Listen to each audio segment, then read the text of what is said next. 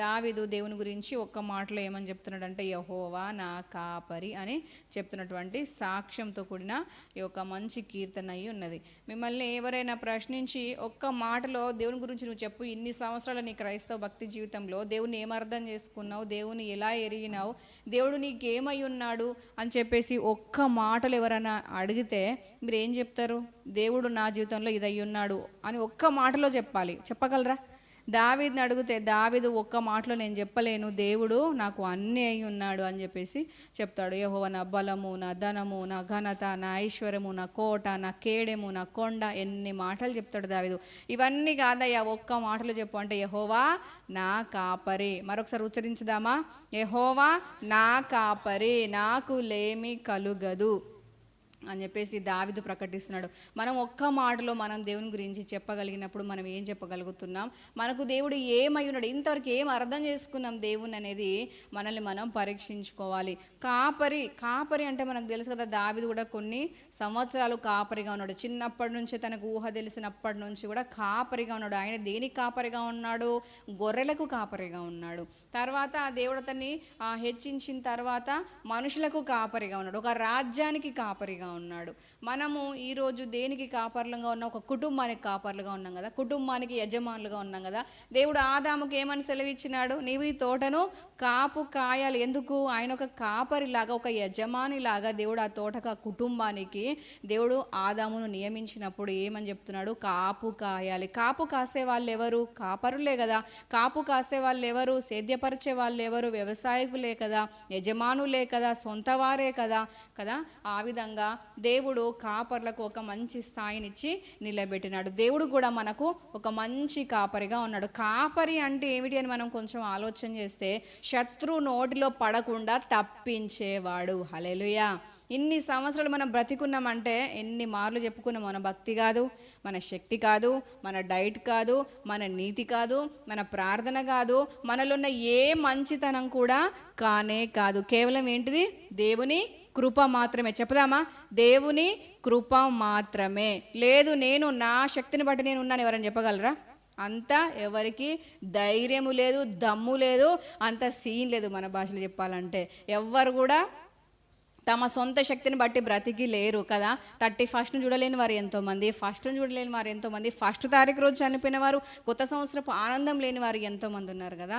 కానీ దేవుడు ఇంకను మనల్ని బ్రతికించి కేవలం తన కృపను బట్టి, తన యొక్క దయను బట్టి మాత్రమే మనల్ని బ్రతికించి ఉంచాడు. ఆయన మనకు కాపరిగా ఉన్నాడు కాబట్టి ఈ రోజు వరకు మనకు జీవం అనేది మనలో నిలిచి ఉన్నది. శత్రు నోటి నుండి తప్పించువాడు కాపరి అనే ఒక అంశంలో మనం మాట్లాడుకుందాం. శత్రువు నోరు, ఆ యొక్క దావీదు మీదికి సింహం అనే శత్రువు వచ్చింది, తర్వాత ఎలుగుబంటి అనే శత్రువు వచ్చింది. ఇంకా బైబిల్లో ఇవి 2 మాత్రమే వ్రాయబడ్డాయి. కానీ గురుపోతుల కొమ్ముల నుండి కదా, వృషభముల చేతి నుంచి, పొగరుగా మాట్లాడేవారి చేతి నుంచి, కలలాడు నాలుక నుంచి ఎన్నో రకాలుగా నా దేవుడు నన్ను తప్పించాడని చెప్పేసి ఆయా కీర్తనలలో దావీదు పొందుపరిచినట్టుగా మనం చూస్తూ ఉంటాం. మన కాపరి మనల్ని ఏ విషయాల నుంచి తప్పిస్తాడు అని అంటే, మన శత్రు ఏ రూపకంగా వచ్చినా మనల్ని తప్పించే మంచి కాపరి ఉన్నాడు. హల్లెలూయా. ఆ యొక్క సమయంలో దావీదుకి సింహం ఎదురైంది కదా. మనకు తెలిసిన విషయాలు ఎప్పటి నుంచో వింటున్నాం కదా. సింహం వచ్చింది. సింహం ఏం చేస్తుంది? సింహము చాలా బలమైంది. అడవికి దాన్ని ఏమని చెప్తారు? రాజు అని చెప్తారు. క్రూర మృగాల్లోకెల్లా అత్యంత క్రూరమైంది ఏదైనా ఉన్నది అని అంటే భూమి మీద, నీటిలో చెప్పటం లేదు కానీ భూమి మీద చెప్తున్నా. సింహానికి కానీ పులికి కానీ అంతకంటే మించిన క్రూరమైన జంతువు నీటిలో మొసలి ఉన్నది. ఆ హిపోపోటమస్, నీటి గుర్రం కూడా, అవి చాలా బలమైనవిగా ఉండి వాటికి ఎదురైన వాటిని తుత్తునియలుగా చేయగలిగిన సామర్థ్యం కలిగి ఉన్నాయి. కానీ మనం మాట్లాడుకునేది వేటి గురించి అని అంటే, భూమి మీద ఉన్న వాటిలో చాలా క్రూరమైంది, ఒక రాజుగా వ్యవహరించేది ఎవరు అంటే సింహం. అలాంటి సింహమే అంత క్రూరమైంది, అంత మూర్ఖమైంది, అంత దృఢమైంది, అంత బలమైంది, అంత రోషం కలిగింది, అంత పౌరుషం కలిగింది. దేన్ని చూసి వెనుక తిరిగినటువంటి సింహము మీదికి వచ్చినప్పుడు ఎవరు కాపాడినారు? ఎవరు దిక్కైనారు? ఎక్కడ దిక్కులేని స్థితిలో ఉన్నాడు కదా. దిక్కులేని స్థితిలో అరణ్యంలో ఉన్నప్పుడు అమ్మాని పిలిస్తే అమ్మ రాదు, నాన్న నానా అని పిలిస్తే నానా రాడు. బలాఢ్యులైన అన్నలు సైన్యంలో ఉన్న సైనికులుగా ఉన్నారు, వాళ్ళు కూడా రారు. రాజ్యానికి రాజు ఉన్నాడు, ఆ రాజు కూడా పరిగెత్తుకొని రాలేని పరిస్థితి. ఏ రెస్క్యూ టీం వాళ్ళు కూడా కాపాడలేని పరిస్థితిలో దావీదు ఉన్నప్పుడు ఎవరి వైపు చూసినాడు? దేవుని వైపు చూసినాడు కదా. నిజంగా మనకు దిక్కెవరంటే దేవుడే. మనకు కుటుంబ సభ్యులు ఉండొచ్చు, మనకు తల్లిదండ్రులు ఉండొచ్చు, అన్నదమ్ములు ఉండొచ్చు, మనం కన్నవారు ఉండొచ్చు, మనల్ని కన్నవారు ఉండొచ్చు. ఎవరున్నా కూడా ఒక సమయం వచ్చినప్పుడు అందరూ కూడా మనకు సహాయము చెయ్యలేని నిస్సహాయ స్థితిలో ఉంటారు, చేతులు ఎత్తేసిన స్థితిలో ఉంటారు. కానీ ప్రతి సందర్భంలో చెయ్యందించే ఎవరు అంటే మన కాపరి అయిన యెహోవా దేవుడు, యేసయ్య మాత్రమే. పరిశుద్ధాత్మ దేవుడు ఎల్లప్పుడూ మన చుట్టూ మనతో పాటుగా ఉంటూ నేను నీకు తోడై ఉన్నాను, నిన్ను విడువను, నిన్ను ఎడబాయను అని చెప్తూ ఆయన ప్రతి సమస్య నుంచి, అది సింహంలాగా ఎంత క్రూరంగా వచ్చినా, ఎంత కోపంగా, నిజంగా సింహాన్ని మొహంలో మొహం పెట్టి చూడాలంటే ఎవరికి ధైర్యం చాలదు కదా. మనము ఫోన్లలో కానీ టీవీలలో కానీ కొన్ని ఇక జంతువులకు సంబంధించినటువంటి ఛానల్స్లో కానీ మనం చూస్తున్నప్పుడు మనకు సింహాన్ని డైరెక్ట్గా చూడాలంటే అమ్మో ఇంత క్రూరమైందా, ఇంత మూర్ఖమైందా, అది రక్తము తాగి తర్వాత ఆ యొక్క పచ్చి జంతువుల యొక్క మాంసంను తిని దాని మూతి చుట్టూ అంతా రెడ్గా రక్తం పేరుకపోయి ఉన్నప్పుడు మనకు అమ్మో ఇదొక రక్తాన్ని పీల్చే జీవి, రక్తాన్ని తాగే జీవి, లేదా బతికుండగానే చంపేసుకొని తినేటువంటి జీవిని మన భయం కలుగుతూ ఉంటుంది. మన పరిస్థితులు అట్లాంటి ఎంత భయంకరమైన పరిస్థితులు మన మీదకి వచ్చినా మనల్ని కాపాడేవారు ఎవరు? ఈరోజు మనం ఏం తెలుసుకుంటున్నామంటే మన గొప్ప కాపరి యొక్క శక్తిని తెలుసుకుంటున్నాం. ఈరోజు మన గొప్ప కాపరి యొక్క శౌర్యం తెలుసుకొని మన విషయంలో ఆయన ఎట్లా పోరాడతాడో తెలుసుకొని మనం ధైర్యం తెచ్చుకోబోతున్నాం. హల్లెలూయా. ఈరోజు ఏ విషయాలు మన ధైర్యము చెడిన స్థితిలో ఉన్నామో యేసు నామం పేరట, కాపరి అయిన యేసు నామం పేరట యేసయ్య ఏమన్నాడు? నేను గొర్రెలకు మంచి కాపరి అన్నాడు కదా. ఆయన గొర్రెలకు మంచి కాపరి, విడిచిపెట్టి పారిపోయే కాపరి కాదు, అవసరానికి వాడుకునే అవకాశవాది అయిన కాపరి కాదు, సమస్య వచ్చినప్పుడు విడిచిపెట్టి పారిపోయేవాడు కాదు, మాట మార్చేవాడు కాదు, పలికేవాడు బొంకేవాడు కాదు.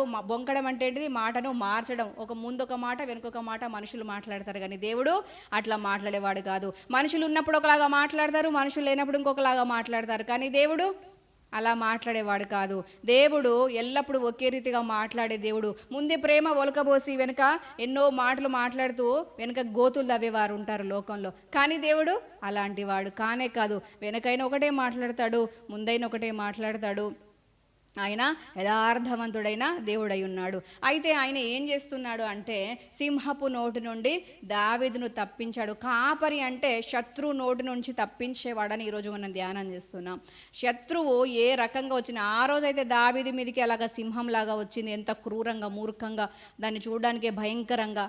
కానీ ఎంతో అవలీలగా దేవుడు దావీదును తప్పించినాడు. దావీదు ఏ ధైర్యంతో అక్కడ ఫైట్ చేసినాడు ఒక్కసారి ఆలోచించండి. ఏ ధైర్యంతో ఫైట్ చేసినాడు? యెహోవా నా కాపరి అని చెప్పేసి ధైర్యముతో అతను ఫైటింగ్ చేసినాడే తప్ప మా రాజు ఉన్నాడు నా వెనక, మా డాడీ ఉన్నాడు, లేకపోతే బలాఢ్యులైన మా అన్నలు ఉన్నారు, లేకపోతే నాకు శక్తి ఉంది, నాకు ఇంత పెద్ద గొర్రెల మంది ఉంది, నాకు ఇంత సామర్థ్యం ఉందని అతను ఫైటింగ్ చెయ్యలేదు. కానీ కేవలం ఎవరి నామాన్ని బట్టి? యెహోవా నామమును బట్టి మాత్రమే అతను ఫైట్ చేసినాడు, ఎదుర్కొన్నాడు, జయం పొందినాడు. ఈరోజు మనము ఏ విషయంలో జయము లేని స్థితులలో, ఏ విషయంలో ఏ నోటిని బట్టి మనం బాధపడుతున్నామో వాక్యం ఏం సెలవిస్తుంది తెలుసా? నోటి మాటల ద్వారా కలుగు నొప్పి నీకు తగలకుండా ఏం చేస్తానన్నాడు? చాటు చేస్తానన్న దేవుని మనం కలిగి ఉన్నాం. ఏ నోరు వ్యతిరేకంగా మాట్లాడుతుందో ఇంకా భక్తుడు ఏమని చెప్తున్నాడంటే సింహపు నోటి నుండి నన్ను తప్పించినాడు అని చెప్పేసి చెప్పిన విధంగా, ఏ సింహపు నోరు మనకు వ్యతిరేకంగా లేస్తుందో ఆ నోరు యేసు రక్తం ద్వారా కాలిపోనుగాక, ముయ్యబడునుగాక, అది నశించునుగాక, అది కంప్లీట్గా పూర్తిగా ఎప్పుడు మనకు వ్యతిరేకంగా మాట్లాడకూడదు, మూసి వెయ్యబడునుగాక. ఆమెన్. దావీదుకైతే సింహం లేచింది, మనకి ఈరోజు ఏ నోరు లేస్తుందో కదా, అది ఇంట్లో వాళ్ళ నోరా, బయటి వాళ్ళ నోరా, ప్రియుల నోరా, శత్రువుల నోరా, అధికారుల నోరా, ఇంటి ముందు వారా, ఇంటెనక వారా, ఊరోళ్ళ, బయటోళ్ళ, అయినోళ్ళ, కానోళ్ళ, ఎవరైనా ఏ నోరు మనకు వ్యతిరేకంగా లేస్తుందో అది యేసు రక్తంతో క్లోజ్ అయిపోవునుగాక. ఆమెన్. మనల్ని చిక్కించుకోవడానికి ఏ నోరు మాట్లాడుతుందో ఆ నోరు ముయ్యబడునుగాక. మనల్ని నాశనం చేయాలని, మనల్ని బలహీనపరచాలని, మనల్ని ధైర్యము లేని వారుగా చెయ్యాలని, మనం ఓడిపోయేలా చెయ్యాలని, ఎక్కడెక్కడ మన మనస్సును మన ఆలోచనలను, మన ఆరోగ్యాన్ని క్షీణింపజేసే విధంగా, బలహీనపరచే విధంగా ఏ నోరు మాట్లాడుతుందో ఆ నోరు యేసు నామములో ముయ్యబడును గాక. దానియేలు ఎదుట కూడా దేవుడు సింహపు నోరు మూసిన దేవుడై ఉన్నాడు. హల్లెలూయా. ఆ రోజు దానియేలు పని అయిపోవాల్సిందే. ఎన్ని సింహాలు ఉన్నాయో అక్కడ గుహలో, ఆ తర్వాత గుహలో అని చెప్పేసి వాక్యంలో ఉంది. గుహలో ఎన్నో సింహాలు పోషించబడుతున్నాయి. ఎందుకంటే కొంతమందిని శిక్షించడం కొరకు ఆనాటి కాలంలో రాజులు ఏం చేసేవాళ్ళు, సింహాలనంటి బంధించి ఉంచి వాటిని ఆకలితో ఉంచి ఎవరైతే శిక్షించబడడానికి అర్హులు అనుకుంటారో అలాంటి వాళ్ళని ఏం చేసేవాళ్ళంటే సింహాలకు ఆహారంగా వేసేవాళ్ళు. ఒకానొక సందర్భం వచ్చినప్పుడు దానియేలు ఏ తప్పు చేయలేదు, దానియేలు నీతిమంతుడు. ఆ విషయం రాజుకు తెలుసు, అక్కడున్న ప్రజలకు తెలుసు, సైన్యానికి తెలుసు, అందరికీ తెలుసు. కానీ కొంతమంది దానియేలును బాధ పెట్టాలనుకున్నారు. నీతిమంతులను బాధ పెడితే ఏమవుతుంది, బాధ అనేది రివర్స్ వస్తుంది, రిటర్న్ వస్తుంది. ఎందుకంటే దేవుడు న్యాయవంతుడై ఉన్నాడు. నీతిమంతుల పక్షంగా ఎవరు ఉంటారు, నీతిమంతుల పక్షంగా దేవుడు ఉంటాడు. ఆ తర్వాత వారి పక్షంగా యుద్ధము చేస్తాడని చెప్పేసి వాక్యం సెలవిస్తుంది. నీతిమంతుల సంతానం పక్షంగా కూడా దేవుడే ఉంటాడు. అయితే దానియేలు పక్షంగా దేవుడు ఉన్నాడన్న విషయం ఆలోచించలే. అంత పెద్ద ఆలోచన వారికి అందలేదు, అంత పెద్ద ఆలోచన వారికి తోచలేదు. కానీ దానియేలుకు వ్యతిరేకంగా నోరు తెరచి కొంతమంది సైన్యం కలిసి, కొంతమంది మనుషులు, అధికారులు, అధిపతులు అందరూ కలిసి సందడిగా రాజు దగ్గరికి వెళ్ళి అబద్ధ ప్రచారం చేసి, అబద్ధం చెప్పి అతన్ని సింహాల గుహలో వేయించినప్పుడు దేవుడు అక్కడ జోక్యం చేసుకొని ఏం చేస్తున్నాడు, సింహపు నోరు మూసివేస్తున్నాడు. హల్లెలూయా. మన దేవుడు సింహాన్ని సృష్టించిన వాడు, అదే సింహపు నోరు ముయ్యగలిగిన శక్తి కలిగినటువంటి దేవుడు. మనకు శ్రమను అవసరాన్ని బట్టి అనుమతించిన ఆ శ్రమలో మనం నశించిపోకుండా మనల్ని తప్పించే దేవుని మనం కలిగి ఉన్నాం. ఇక్కడ దావీదుకు మాత్రమే ఆయన కాపరిగా ఉండలేదు, కానీ దానియేలు కూడా ఆయన కాపరిగా ఉన్నాడు. హల్లెలూయా.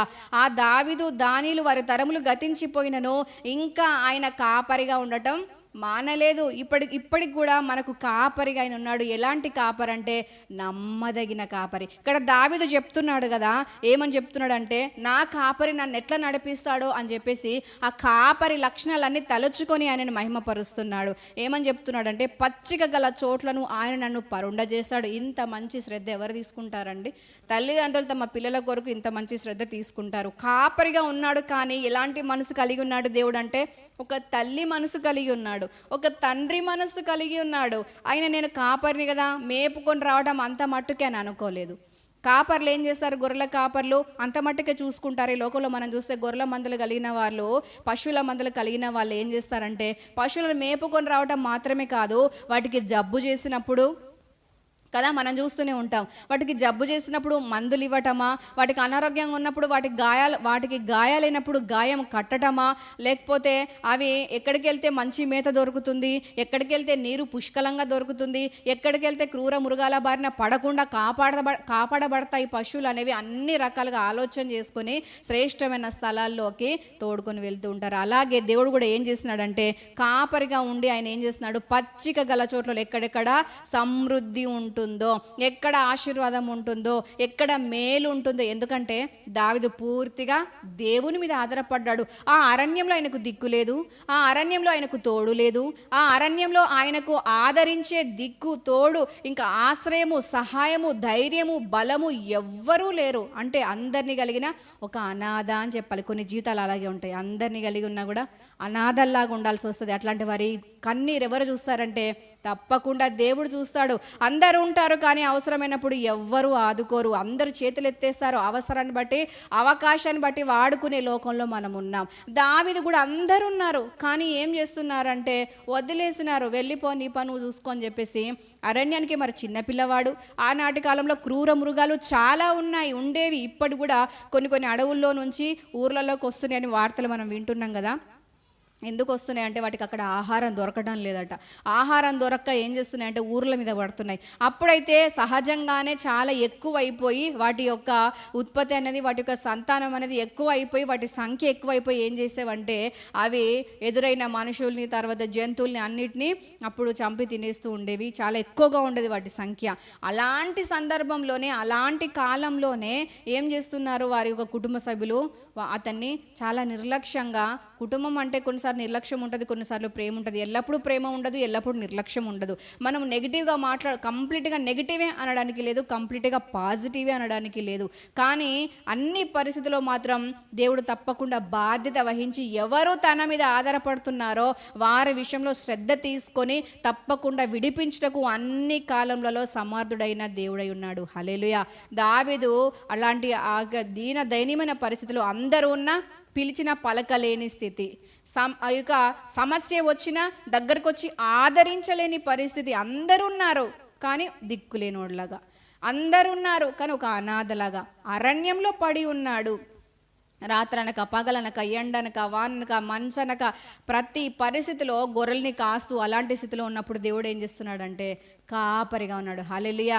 సేద తీరుస్తున్నాడు, పచ్చిగల చోట్లలో పరుండ చేస్తున్నాడు. అతడు పడుకుంటున్నాడా, అతను తింటున్నాడా, అతను గొర్రెల్నే చూసుకుంటూ ఉంటున్నాడా, ఏమీ కుటుంబానికి అవసరం లేదు, కానీ కుటుంబము పట్టించుకోవటం లేదు. కానీ దేవుడు ఏం చేస్తున్నాడంటే ప్రతిదీ చూస్తున్నాడు. ఎక్కడికి తీసుకెళ్ళాలి నా యొక్క సేవకుణ్ణి, ఎక్కడికి తీసుకెళ్ళాలి, ఎక్కడికి తీసుకెళ్తే సమృద్ధి, ఏమి ఇస్తే అతనికి ఆనందము, ఏమి ఇస్తే అతనికి సంతోషము, ఏది ఇస్తే ఆరోగ్యము. దేవునికి అన్నీ తెలుసు, మనకు అన్నీ తెలియకపోవచ్చు. తల్లిదండ్రులుగా మనం ఉన్నప్పటికీ అన్ని పిల్లలకి ఏది క్షేమమో కొంత మట్టుకే మనకు తెలుసు. కానీ మొత్తం అన్నీ తెలిసిన వాడు ఎవరు అంటే దేవుడు మాత్రమే. హల్లెలూయా. ఆయన శ్రద్ధ వహించినాడు అంటే మనకు విరోధంగా లేచేది ఏది కూడా వర్ధిల్లకుండా చేస్తాడు. అంత గొప్ప దేవుని మనం కలిగి ఉన్నాము. ఆయన ఏం చేస్తున్నాడు అంటే దావీదు పక్షంగా నిలబడి ప్రతి విషయంలో సహాయం చేస్తూ పచ్చిగల చోట్లలో పరుండ చేస్తున్నాడు. ఒకనొక సందర్భంలో దావీదు ఏమంటాడంటే అట్లాంటి క్రూర మృగాల మధ్యలో కూడా రాత్రి పడుకొని మంచి క్షేమంగా నిద్రపోయి ఉదయాన్నే లేచినాడట, మేల్కొనగలిగినాడట. శ్రమల మధ్యలో మనం పడుకుంటున్నామంటే తెల్లవారుసరికి నా గుండె కొట్టుకుంటుందో ఆగిపోతుందో మనకు తెలుసా? ఏడ్చి ఏడ్చి రాత్రి పండుకుంటే భయంకరమైన దుఃఖంతో మనం పండుకుంటే పొద్దున అయ్యేసరికి దేవుడు మన కొరకు సంతోషాన్ని సిద్ధపరుస్తాడు. కానీ మనం అనుకోలేం కదా, ఇదే దుఃఖంతో నేను పడుకుంటున్నా, నా గుండె ఏమైపోతుందో, అనారోగ్యంతో నేను పడుకుంటున్నా, తెల్లవారుసరికి ఈ అనారోగ్యాన్ని బట్టి నేను బ్రతికి ఉంటానో ఉండను అని మనం అనుకునే సందర్భాలు చాలానే ఉంటాయి కదా. అలాంటి అనారోగ్యాలు, అలాంటి శ్రమలు, అలాంటి దుఃఖము, అలాంటి పరిస్థితులు మన మీదకి సింహం వలె లేచినా అవన్నిటిని అణచివేసి ఉదయాన్నే సంతోషంతో మనల్ని ఎదుర్కొనే గొప్ప దేవుని మనం కలిగి ఉన్నాం. హల్లెలూయా. ఆయన నామానికి నిత్యము మహిమ కలుగునుగాక. ఇంకా శాంతికరమైన జలముల యొద్ద నన్ను నడిపిస్తాడు, నా ప్రాణంకు ఆయన సేద తీరుస్తున్నాడు అని చెప్పేసి దావీదు దేవుని గురించి తెలియజేస్తున్నాడు. ఇంకా ఇంగ్లీషు ట్రాన్స్లేషన్లో ఇంకా హీబ్రూ ఆయా రకాలుగా నేను చూసినప్పుడు అక్కడ ఏమనుందంటే వాక్యము, ఇక్కడ తెలుగులోనేమో నా ప్రాణమునకు ఆయన సేద తీర్చుచున్నాడని ఉంది. అందులో మాత్రం ఏముందంటే నా ఆత్మకు సేద తీరుస్తున్నాడు. మనుషులైతే మనం దుఃఖిస్తున్నప్పుడు ఏడవకులే అని మన కన్నీళ్ళు మాత్రం తుడుస్తారు, కానీ మన దుఃఖాన్ని వాళ్ళు తీసుకోలేరు కదా. ఎన్నో మార్లు నేను చెప్పినాను, అనారోగ్యం వచ్చినప్పుడు అయ్యో అనారోగ్యం వచ్చిందా, మెడిసిన్ వేసుకో, ప్రార్థన చేసుకో, నీళ్ళు తాగు, పడుకో, రెస్ట్ తీసుకో, ఇలాంటివి మనం చెప్తాం. కానీ అనారోగ్యం తీసుకొని మనం భుజాన్ని వేసుకుంటామా? కాసేపు నేను అనారోగ్యాన్ని భరిస్తా, కాసేపు నీ నొప్పి నేను భరిస్తాను ఎవరైనా అనగలుగుతారా? అనలేరు. కానీ కేవలం మన నొప్పి భరించింది, మన భారం అనుదినము భరించేది ఎవరు అంటే దేవుడు మాత్రమే. హల్లెలూయా. ఆయన మన ఆత్మకు కూడా సేద తీర్చే దేవుడై ఉన్నాడు. మన ఆత్మలో కలుగుతున్న దుఃఖము, మన లోపల మనం కృంగిపోతున్న పరిస్థితి, మనం ఎదుర్కొంటున్న దీనావస్థలు, లోపల మనం కుమిలిపోతున్న పరిస్థితి ఎవరికి తెలుసు? కేవలం దేవునికి మాత్రమే తెలుసు. ఆయన ఏం చేస్తాడంటే మన ఆత్మకు కూడా సేద అనేది అనుగ్రహిస్తాడు. సేద తీర్చే దేవుని మనం కలిగి ఉన్నాం. నాకు దుఃఖాన్ని కలిగినప్పుడు ఇంటి వారు ఎవరు లేకపోయినా దేవుడే నాకు దిక్కుగా ఉండి, దేవుడే నా కాపరిగా ఉండి, ఆయనే నాకు సేద తీరుస్తున్నాడు అని చెప్పేసి దేవుణ్ణి కొనియాడుతూ, దేవుణ్ణి స్తుతిస్తూ దావీదు రాసినటువంటి కీర్తన ఇది అయి ఉన్నది. తర్వాత తన నామమును బట్టి నీతి మార్గములలో నన్ను నడిపించుచున్నాడు అని చెప్తున్నాడు. ఎవరి నామాన్ని బట్టి? కేవలం దేవుడు తన నామాన్ని బట్టి నీతి మార్గములలో నడిపిస్తున్నాడు. మనుషులు ఏం చేస్తారంటే నీతిగా నడు అని చెప్తారు. ఎట్లా వాళ్ళు నీతిగా నడుస్తూ చెప్తారా? నడవరు. మనుషులు తప్పిపోవారై ఉన్నారు. మనుషులు చెప్పింది వాళ్ళు క్రియల ద్వారా చూపించేవారుగా లేరు. మనుషులు తప్పిపోవారుగా ఉన్నారు.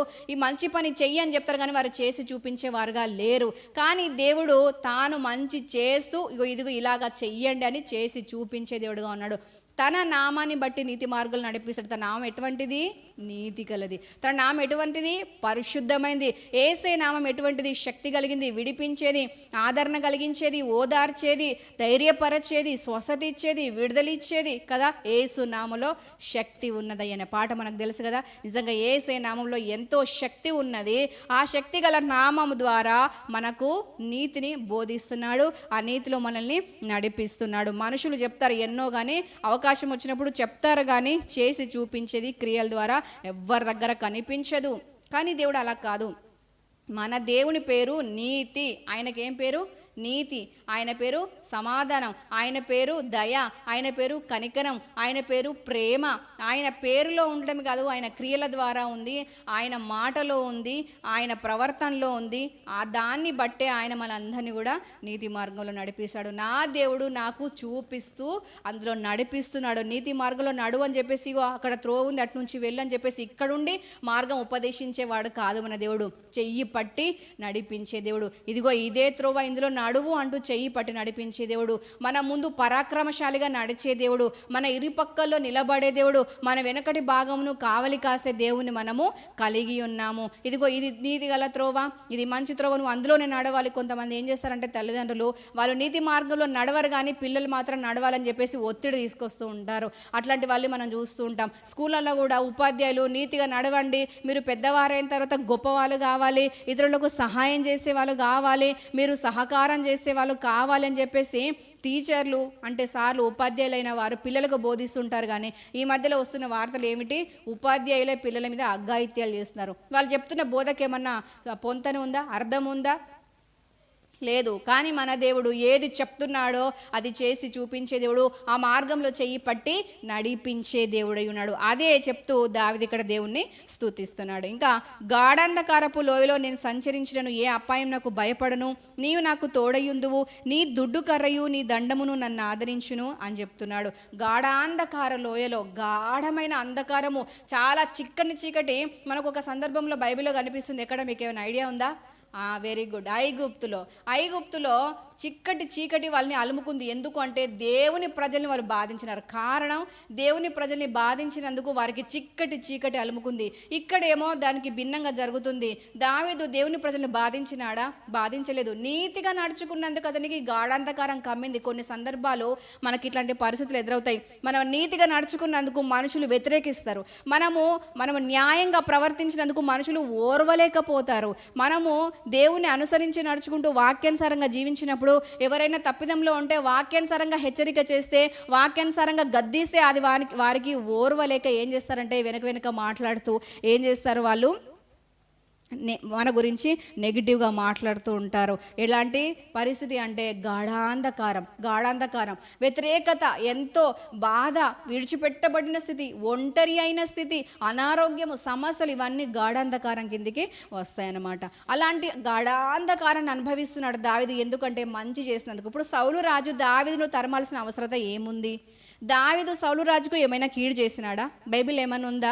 కీడు చేయలేదు. ఒకానొక సందర్భంలో తనను చంపడానికి చూస్తున్న సౌలు రాజే దావీదు చేతిలో పడ్డాడు. కానీ దావీదు ఏం చేసినాడంటే చంపకుండా వదిలేసినాడు. ఎందుకంటే దేవుని వైపు చూసినాడు. దేవుడే నా పక్షంగా యుద్ధము చెయ్యునుగా. నీతిమంతులు ఏం చెప్తారంటే యుద్ధము యెహోవాదే అని అంటారు.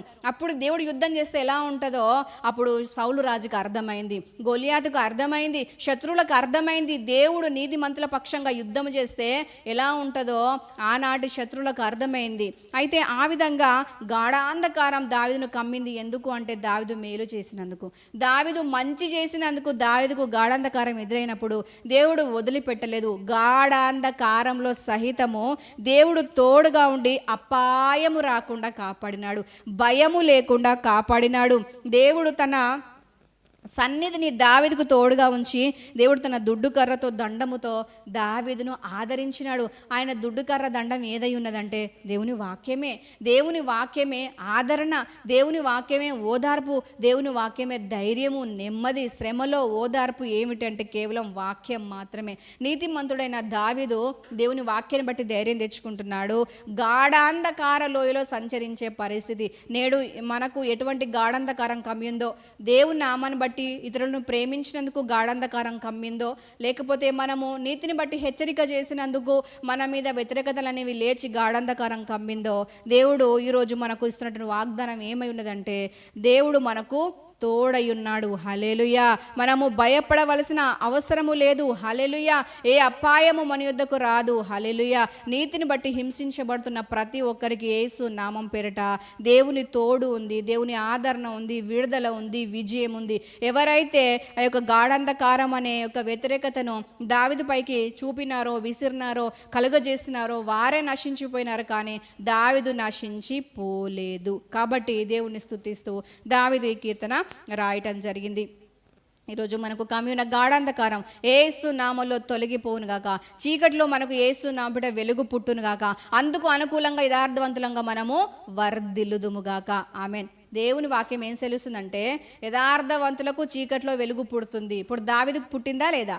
దావీదుకు ఒక చీకట్లో వెలుగు పుట్టింది. ఎందుకంటే యథార్థవంతుడుగా ఉన్నాడు.